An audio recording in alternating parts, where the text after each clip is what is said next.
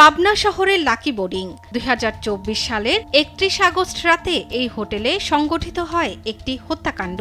ঘটনার পর ভবনটিকে পরিত্যক্ত ঘোষণা করে পৌরসভা। তবে অভিযোগ রয়েছে, নিষেধাজ্ঞা উপেক্ষা করেই চালিয়ে যাওয়া হয় হোটেলটির কার্যক্রম। আর সেই একই হোটেলে একই ম্যানেজারের দায়িত্বে থাকা অবস্থায় ২০২৬ সালের ৫ মে আবারও ঘটে আরেকটি হত্যাকাণ্ড।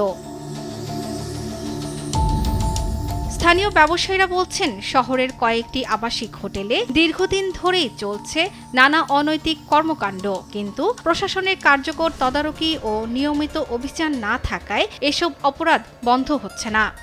আমরা যেখানে থাকি তার উপরে একটা অসামাজিক কার্যকলাপ হয়, এটা আমাদের কাছে একটা লজ্জার বিষয়। ব্যবসা করি, বসে থাকি, চোখ দিয়ে দেখি অনেক মানুষ উপরে যাতায়াত করে, এটা চোখে দেখতে আমার নিজেরা খারাপ লাগে, কিন্তু আমরা মুখ থেকে কিছু বলতে পারিনি। পুলিশ আসে, প্রশাসন আসে, দেখে শোনে, চোখ কান সবারই খোলা আছে, কোনো এর প্রতিবাদ হয় না।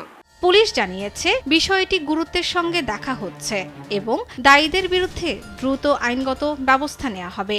লাকি বোর্ডিংয়ে যে হত্যা কথা বলা হয়েছে, প্রথমে এটা আনআইডেন্টিফাইড লাশ ছিল, সেটাকে আমরা পরে চিহ্নিত করি।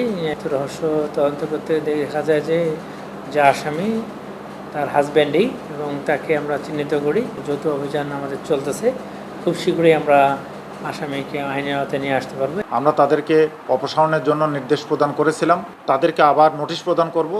যদি অপসারণ না করে থাকেন তাহলে তাদের বিরুদ্ধে যে আইনত ব্যবস্থা নেওয়া, ইনশাল্লাহ আমরা সেটা করার জন্য প্রয়োজনীয় পদক্ষেপ গ্রহণ করব। একই হোটেলে বারবার হত্যাকাণ্ডের ঘটনায় উদ্বেগ ও আতঙ্ক বাড়ছে জনমনে। পরিত্যক্ত ঘোষণা করা ভবনটি কিভাবে চলছে, সেই প্রশ্নের উত্তর খুঁজছে সাধারণ মানুষ। শর্মিলা কেয়া, নিউজ ডেস্ক, দেশ টিভি।